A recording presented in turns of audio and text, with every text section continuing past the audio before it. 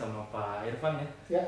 Ketua Satgas Corona ini, kepala tim yang ngurusin kebijakan-kebijakan Unpad tentang penanggulangan virus corona di Unpad ini.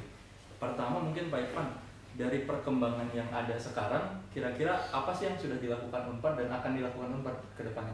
Oke, baik, terima kasih. Jadi kalau ditanyakan apa yang telah dilakukan oleh Universitas Padjadjaran, paling tidak kita sejak 2 minggu yang lalu sebetulnya sudah melakukan banyak pertemuan, kemudian berujung pada surat edaran, dan surat edaran terakhir adalah surat edaran yang diterbitkan oleh Ibu Rektor pada hari Sabtu yang lalu terkait situasi terkini setelah perkembangan wabah virus ini berubah, yang tadinya merupakan suatu keadaan kedaruratan atau emergensi kesehatan masyarakat diubah statusnya oleh WHO pada pekan lalu itu menjadi pandemi global. Pandemi global. Oleh karenanya kemudian juga pemerintah kan sudah menetapkan sebagai bencana nasional, yang karenanya maka implikasinya ada banyak hal yang harus dan perlu disesuaikan. Misalnya dari sisi mobilisasi masyarakat, mobilisasi profesional untuk turut serta menanggulangi, penyediaan anggaran, dan kebijakan-kebijakan teknis yang harus diterjemahkan oleh masing-masing komponen masyarakat. Khusus untuk Universitas Padjadjaran, maka berdasarkan surat edaran yang diterbitkan oleh Ibu Rektor pada tanggal 13 Maret pada hari Sabtu yang lalu, setelah kami berapat maraton pada hari libur itu, maka ada beberapa hal yang perlu disampaikan. Pertama, tentu kita menyatakan prihatin atas terjadinya musibah atau bencana ini kepada yang bisa mengenai kita semua. Tetapi di tengah keprihatinan itu kita harus tetap menjaga kewaspadaan dan juga tidak panik, yang penting. Tidak panik. Kenapa kita tidak perlu panik? Karena bukan berarti penyakit ini tidak bisa ditangani. Jadi penyakit ini bisa ditangani. Buktinya apa? Ada yang sembuh. Yang jadi tantangan atau potensi kekhawatiran adalah infodemiknya, bukan pandemiknya. Malah informasinya, Pak. Infodemiknya yang kemudian membuat kekhawatiran perorangan. Kekhawatiran perorangan itu secara komunal bisa mengakibatkan kepanikan massal. Nah, tentu ini yang harus kita atasi juga. Jadi ada dua pendekatan utama yang perlu dibangun. Pertama adalah kita harus bisa mengupayakan yang sehat tetap sehat. Yang kedua adalah yang sakit harus sesegera mungkin terdeteksi dan tertangani. Di dalam bahasa ilmu di kedokteran disebut ada dua istilah, ada prevensi primer, pencegahan primer, atau prevensi sekunder. Jadi prevensi primer adalah bagaimana caranya agar kita menjaga agar orang yang sehat tetap sehat. Ya, yang prevensi sekunder bagaimana caranya sistem negara, pemerintah bisa sesegera mungkin mendeteksi orang yang sakit dan kemudian mendiagnosis serta melakukan treatment. Itu challenge-nya. Sehingga kita bagi dua ya. Oleh karenanya turunannya ke Universitas Padjadjaran itu juga kita harus melihat nih, teman-teman dosen, wahai adik-adik mahasiswa, tolong nilai sendiri diri kita sendiri, apakah kita kira-kira termasuk yang sehat atau yang sakit. Gitu ya. Yang kemarin kan sempat ada link isian, Pak. Betul. Nah, disitulah kami di Fakultas Kedokteran, ada sebuah tim dari Departemen Ilmu Kesehatan Masyarakat yang kemudian mengembangkan satu aplikasi sederhana, aplikasi mawas diri. Ya, mungkin kita bisa singkat Amari ya. Amari COVID-19 Unpad. Nah, aplikasi ini mencoba menjaring sekaligus kemudian memilah berdasarkan informasi yang dilaporkan oleh setiap orang yang mengisi, apakah kemudian dia termasuk kategori yang perlu dipantau atau tidak sesuai dengan gejala-gejala si COVID-19 sesuai ini, gejalanya, sehingga seketika seseorang mengisikan informasinya maka saran yang muncul di bawahnya adalah sesuai dengan isiannya. Jadi kalau seseorang misalnya melaporkan bahwa dirinya dalam keadaan meningkat suhu badannya, dirinya mengalami batuk-batuk, dirinya mengalami influenza atau flu, kemudian nyeri tenggorokan, kemudian mungkin ada terasa sesak, itu merupakan gejala-gejala yang patut diduga. Nah, ketika itu diisikan, kemudian nanti akan muncul. Kalau tidak, ada saran apa yang harus dilakukan. Ketika iya, itu pun ada saran yang dilakukan di situ. Jadi aplikasi itu sangat mudah dipahami, sederhana. Saat ini Universitas Padjadjaran kemudian akan menindaklanjuti bagi yang kemudian ditengarai memerlukan tindak lanjut, maka nanti akan dihubungi dan kemudian akan ditanya lebih lanjut. Jadi tadi itu masuk pelayanan yang diberikan siapkan, ya. Yang kemarin juga saya sempat keliling asrama Pak, bareng Pak Boy, dan katanya nanti yang sakit itu cukup nelpon aja Pak. Betul. Itu jadi bentuk pelayanannya kayak gimana Pak? Jadi itulah salah satu prinsip yang kita gunakan yang kita sebut sebagai social distancing. Jadi kita melakukan penjarakan secara sosial, secara fisik dengan komunitas kita, termasuk ketika kita mendapati adanya anggota atau warga Universitas Padjadjaran yang disinyalir perlu dipantau, maka tidak langsung didatangi tapi ditelepon. Nah, dalam kaitan dengan ini, saat ini kami sedang mengkonsolidasikan, karena ini kan jadi banyak nih. Timnya ini bisa dan akan melibatkan mahasiswa. Kebetulan di kedokteran ada mahasiswa profesi atau koas kita sebut ya. Soas ini yang kemudian kita deployment, kita mobilisasi untuk bisa melakukan ini. Plus nanti kita akan siapkan juga kalau memang kebutuhannya meningkat adalah sukarelawan dari para mahasiswa yang tentu nanti akan dibekali. Akan dibekali hal-hal yang standar, yang kemudian nanti kita buatkan semacam call center yang isinya kita piket gitu, yang disitulah nanti akan menindaklanjuti data yang diupdate setiap hari. Jadi setiap hari kita bisa update kapan saja sih data yang tadi. Jadi yang kasus yang tadi melaporkan diri itu nanti kita tandai mana yang sudah ditindaklanjuti dan kemudian ternyata ini tidak perlu dirujuk atau disarankan dirujuk, itu nanti ada tindak lanjutnya. Kira-kira gitu. Fokusnya mungkin salah satunya di prevensi primer tadi ya Pak, menjaga. Kalau itu kategorinya prevensi sekunder.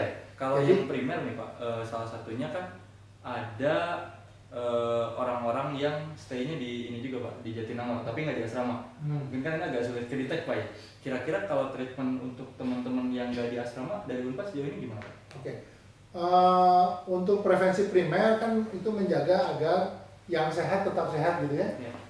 Nah, maka sarannya seperti hal yang standar kita lakukan, karena ini sifat penyakitnya adalah penyakit yang diakibatkan oleh virus.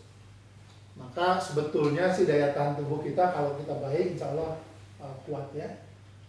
Pertama tentu diet atau intake yang cukup ya. Kemudian kalau misalnya perlu ditambah vitamin silahkan itu untuk menambah kekuatan dan memperlancar metabolisme. Kemudian istirahat yang cukup. Kemudian sebetulnya olahraga yang teratur itu juga karena akan meningkatkan booster imunitas kita, daya tahan tubuh kita. Kemudian berperilaku hidup bersih dan sehat, yaitu ya sehabis kita memegang atau memegang gitu ya, misalnya handle pintu gitu, eskalator atau apapun yang kita nggak yakin kebersihannya, ya cuci tangan. Sehabis makan, sebelum makan tentu pasti itu ya, itu hal-hal dasar yang harus dilakukan ya, menjaga kebersihan, pola hidup sehat dan pola hidup sehat mungkin banyak untuk yang prevensi primernya tadi. Jadi teman-teman yang ada di asrama, kalau memang sebetulnya kan di asrama ada keuntungan sih sebetulnya. Kalau memang ada fasilitas untuk belajar jarak jauh, yang sebagaimana disarankan oleh Ibu Rektor lewat surat edarannya, sebetulnya itu kan bagian dari social distancing. Jadi kita nggak melakukan pertemuan-pertemuan kelas secara konvensional, tetapi kita ganti pencapaian belajarnya tetap diharapkan tercapai dengan cara tanpa tatap muka langsung. Kalau tinggalnya di asrama, saya kira ada salah satu keuntungannya ya, di internet udah tersedia ya, nggak usah memodal lagi gitu kan. Tapi kan mungkin situasi setiap orang berbeda ya. Betul. Ada keluarga atau orang tua yang sangat cemas mungkin ya. Maka sarannya adalah ya silakan kembali ke orang tua, tapi kemudian ada beberapa catatan yang harus diperhatikan ketika bepergian.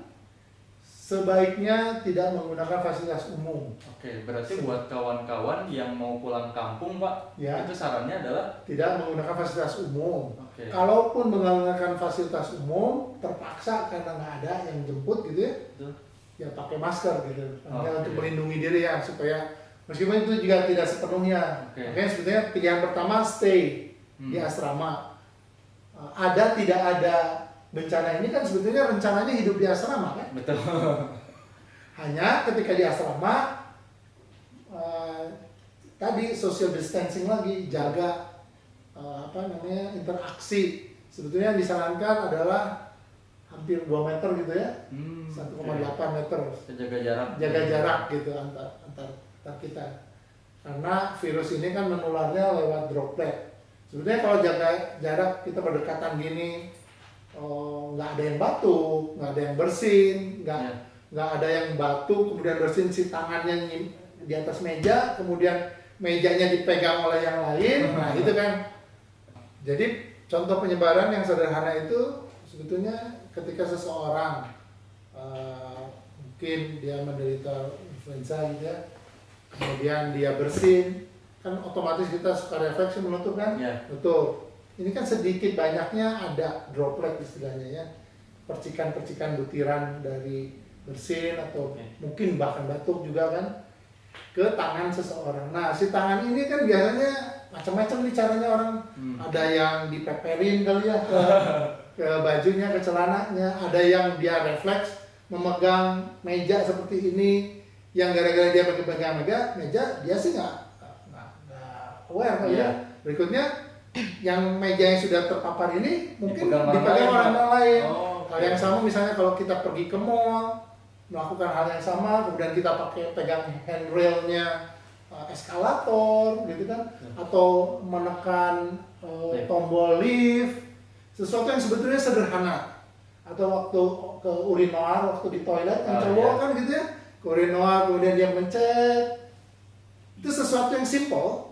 Tetapi memang begitu caranya gitu ya, yang kita nggak aware. Hal yang kecil itu. Betul. Oleh karenanya pertama jaga, kalau nggak perlu ketemu nggak usah ketemu. Ya kan? Itu tadi prevensi primer ya. Kalau nggak ketemu nggak usah ketemu. Toh bisa telepon, toh bisa video call, atau WA call, gitu ya. Itu satu. Kalaupun harus terpaksa ketemu, kalaupun harus, lihat dulu temannya sakitnya. Kalau temannya sakit, sarankan jangan ketemu. Jadi orang sakit tinggallah di rumah. Pantau kesehatannya. Nanti saya sampaikan gimana cara mantaunya ya. Jadi yang sakit jangan ketemu. Tapi kalau masalahnya sekarang ada orang yang mungkin dia sempat ketemu sama orang yang sakit. Ya, yang kita nggak tahu juga. Kita nggak tahu kan. Kemudian dia ketemu nih sama orang yang ini, mama sama adek gitu ya. Adek pernah ketemu nih sama orang yang sakit. Saya ketemunya kan sama adek. Waktu ketemu adek belum sakit. Tapi kan saya sempat ketemu. Tapi bisa jadi virusnya udah terpapar. Udah namanya masa inkubasi. Lagi berkembang dan itu kan 2 sampai 8 hari, gitu kan. Ada kalanya langsung kelihatan, biasanya ada kalanya enggak. Nah kan kalau belum kan berarti udah ketemu sama saya. Iya, iya, iya. Yang tadi ketemu mungkin batuk, bersin, karena debu, tapi bukan karena sakitnya, dan nggak demam misalnya kan? Iya. Belum. Nah itu kan bisa. Oke. Nah maka kalau nggak ada keperluan untuk bertemu, nggak usah ketemu deh. Saat ini ya. Minimalisir pertemuan berarti. Meminimalisir. Makanya perkuliahan oleh Universitas Padjadjaran kita ganti dengan online. Jadi perkuliahan yang diganti online ini untuk memprevensi orang-orang ketemu itu buat pertemuan. Iya, tadi. nggak perlu karena kita nggak tahu siapa yang Betul. sudah pernah ketemu dengan siapa. Oke. Jadi kalau itu sudah dilakukan lumayan lah sekian kemungkinan sekian persen peluangnya udah diturunkan kan ya. Kalaupun ketemu itu tadi bener nih mau ketemu kamu sakit nggak? Misalnya ya. Kalau sakit ya nggak usah, nggak apa-apa PKV video call dulu kan. Kalau misalnya ketemu dan dalam keadaan merasa yakin sehat, tadi apa misalnya kalau kita pegang apa meja atau apa ya sesegera mungkin setelah itu cuci tangan. Makanya dianjurkan cuci tangan pakai sabun 20 detik cukup. Itu untuk menghilangkan si kuman itu ya. Kalau ada hand sanitizer, boleh tambah hand sanitizer. Oke. Gitu. Ya. Nah berarti tadi buat teman-teman yang kuliah online lebih baik stay aja di Jatinangor mungkin ya? Kalau di Jatinangor saya kalau jadi mahasiswa lebih untung karena nggak usah nyediain apa pulsa ya. Oh iya. Karena kita sudah kehidupan seperti biasa aja gitu. Biasa aja sebenarnya, cuma bedanya kalau nggak usah keluar kamar gitu. Kalaupun keluar kamar ya berjemur, olahraga, fine, apa. Nggak usah yang kerumunan maksudnya. Oke. Mungkin kalau misalnya terpaksa pulang harus menghindari. Kalau pulang jangan sebisa mungkin nggak pakai angkutan umum. Kalau orang tuanya dekat dan memungkinkan pakai kendaraan pribadi, ya kan? Dan kalau pakai kendaraan umum ya mungkin pakai masker caranya. Kalau terpaksa ya. Tapi kalau saya jadi mahasiswa ya, nah udah jadi kampus toh kegiatan belajar juga sebenarnya bisa-bisa. Betul. Kan tetap dianjurkan kegiatan belajar terjadi. Iya. Ya. Belajar juga. Tapi kalau mau pulang orang tua khawatir ya nggak ada masalah, bisa juga silakan. Tapi perhatikan tadi penjarakan, perlindungan gitu ya, penjarakan, perlindungan. Oke. Dan upaya pencegahan yang sudah dilakukan oleh Unpad ya tadi dengan meminimalisir kelas dan pertemuan-pertemuan ya. Betul, dan juga menyediakan tadi sarana cuci tangan dengan sabun, menyediakan hand sanitizer itu dan juga bisa ada penyemprotan disinfektan juga. Betul, ya. Jadi itu hal-hal yang juga bisa kita lakukan. Termasuk tadi ketika ada yang kemungkinan mengalami gejala, kita sediakan juga aplikasi yang mendetek siapa yang perlu segera diprioritaskan untuk segera ditangani kan. Tapi kalau untuk ini Pak, kan kita juga kadang nggak tahu ya, kita ngerasa sakit, ini sakitnya sakit apa nih gitu, karena gejalanya banyak dan rata-rata kayak demam yang gitu kan bisa jadi sakitnya bukan ini. Biasanya ada tes corona gitu misalkan Pak, itu apakah Vaskes yang ada di sekitaran Jatinangor sudah menunjang untuk itu Pak? Oke, tentang itu begini. Jadi pertama yang kita lihat adalah dari informasi yang disampaikan oleh masyarakat dulu, orang yang tadi terduganya. Setelah itu tentu kita akan tanyakan apakah dia punya beberapa gejala yang tadi disampaikan ya. Pertama gejalanya adalah bisa batuk, bisa pilek, bisa demamnya yang meningkat, bisa nyeri tenggorok, bisa ada sesak. Demam itu patokannya adalah saat ini bervariasi sebetulnya, tetapi boleh mulai dipantau kalau misalnya di atas 37,8. 37,8. Ya, jadi syaratnya ya harus ada pengukuran ya. Betul. Sebetulnya kalau di kedokteran sih 37,2 ke atas itu udah dianggap subfebris, jadi udah dianggap ini ada demam. Nah, sebetulnya dalam situasi seperti ini orang-orang yang sudah di luar 7,2 sebagai batas normal itu ya pantau lah. Kalau makin meningkat, nah itu satu hal yang harus diduga ya. Kemudian kedua ada nyeri menelan nggak? Ada flu nggak? Flu itu berarti meler ya. Keluar cairan dari hidung, kemudian ada rasa ada dahak-dahak di tenggorokan gitu ya. Kemudian batuk biasanya setelah itu. Itu diperhatikan. Nah, sesak atau tidak itu bisa diukur sih masing-masing orang. Kalau dalam 1 menit lebih di atas 30 kali, boleh kita curigai gitu ya. Nah, itu sesak, demam sudah, saya kira itu ya. Nah, setelah itu berikutnya ada satu hal yang perlu jadi perhatian. Tidak semua yang mengalami hal seperti itu kemudian harus rush datang ke pelayanan. Karena kemudian harus dicek. Harus dicek tadi, apakah saya dalam 14 hari terakhir pernah berkontak dengan orang yang saya ingat-ingat ternyata dia flu atau enggak. Kemudian dan flu orang itu ternyata membuat orang itu dirawat. Jadi mesti tracking juga. Kita waktu itu ketemu siapa yang sakit. Terus waktu dicek lagi orangnya yang sakit itu, apakah dia saat ini dirawat nggak? Kalau kita tahu itu, maka kita harus segera datang lagi. Kitanya datang ke fasilitas, untuk rumah sakit. Nanti rumah sakit, kalau dia punya protokol, kalau nanti memenuhi kriteria tertentu, termasuk yang tadi gejala klinisnya, dia akan mengirim ke pusat rujukan untuk laboratoriumnya. Berarti nggak akan ditangani di sekitaran itu? Nggak akan di sana. Tapi kemungkinan dia bisa jadi diisolasi dulu. Diisolasi di rumah sakitnya. Kalau ada fasilitas isolasi, sebab fasilitas rawat isolasi itu ada syaratnya. Termasuk misalnya tekanan negatif. Tekanan negatif itu adalah suatu ruangan yang dibuat negatif sehingga tidak ada virus yang bisa keluar dari ruangan itu. Ya. Jadi dibikin supaya si ruangan itu memang tidak menjadi sumber penularan, gitu ya. Nah, itu tidak semua rumah sakit masalah. Nah, tetapi dalam keadaan bencana seperti ini bisa terjadi rush. Oleh karenanya kita harus memilah tadi sistem yang dibangun oleh Unpad yang tadi itu, harapannya bisa memilah. Oh, ini mah dipantau aja di rumah. Kalau semua bisa melakukan itu, sehingga tidak semua orang datang ke rumah sakit. Sebab datang ke rumah sakit pada saat seperti ini malah jadi ketemu orang yang sakit ya. Malah makin dekat kepada virus gitu. Jadi malah nambah risiko lah, gitu ya. Maka kalau bisa ya udah dipantau di rumah. Tadi yang dipantau demamnya, dipantau sesaknya, memberat atau tidak kasusnya.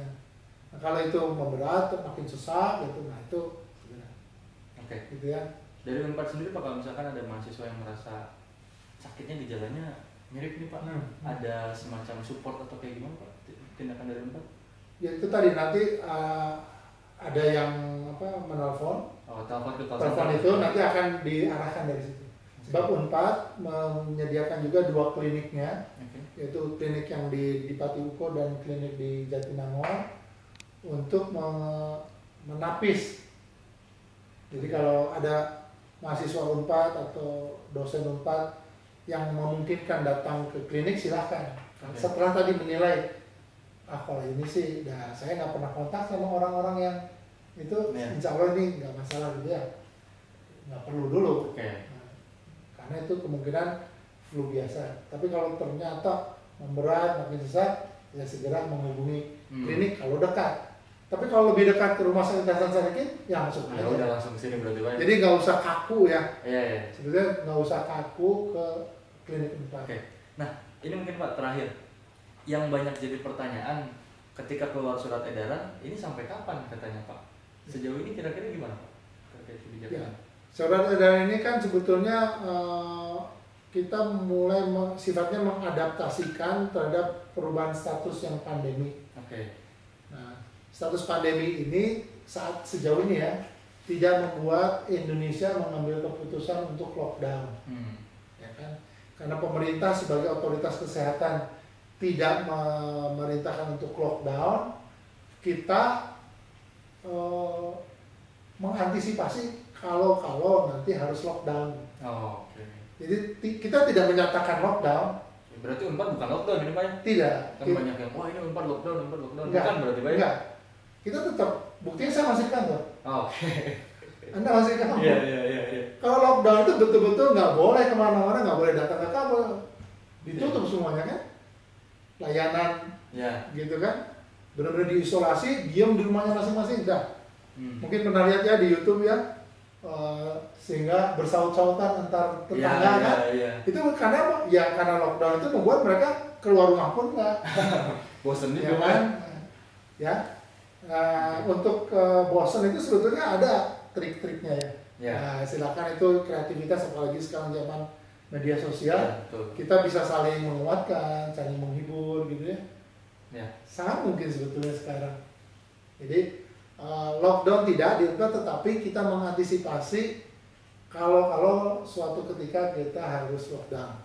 Sehingga sistem kita siapkan, akses kita siapkan. Oke, berarti mungkin untuk kebijakan sejauh ini masih mengikuti dinamika pandemi global ini ya, sampai kita kapan terusnya. Jadi kita akan pantau setiap hari tentu, dan kemudian kalau harus diambil keputusan secara segera, pimpinan universitas berkomitmen untuk melakukan. Contohnya yang kemarin Sabtu pun diumumkan Jumat malam kumpul semua. Ambil sikap. Mungkin itu Pak tadi yang kita pengen diskusikan dan tanyakan. Dari Bapak sendiri ada pesan-pesan Pak buat kawan-kawan mahasiswa menghadapi ini, karena ini semakin ramai Pak, info bertebaran di mana-mana, dan orang-orang akhirnya jadi berpikir lain-lain. Kira-kira. Baik. Jadi saran saya sih sebetulnya kita harus tetap bersikap tenang, tidak panik, rasional. Kalau kita memiliki keingintahuan, saya sarankan untuk mengakses sumber informasi, sumber berita yang resmi. Misalnya kita mengunjungi websitenya Kementerian Kesehatan, di sana ada banyak informasi. Kemudian kita mengunjungi websitenya Dinas Kesehatan setempat. Kita kalau perlu menghubungi call center yang sudah ditetapkan oleh pemerintah. Kita juga bisa mengakses misalnya WHO, websitenya WHO. Di sana juga banyak sekali materi yang sebetulnya mencerdaskan. Hikmahnya adalah ya ini mengingatkan kita semua, sebetulnya kita harus kembali kepada hal-hal yang basic ya.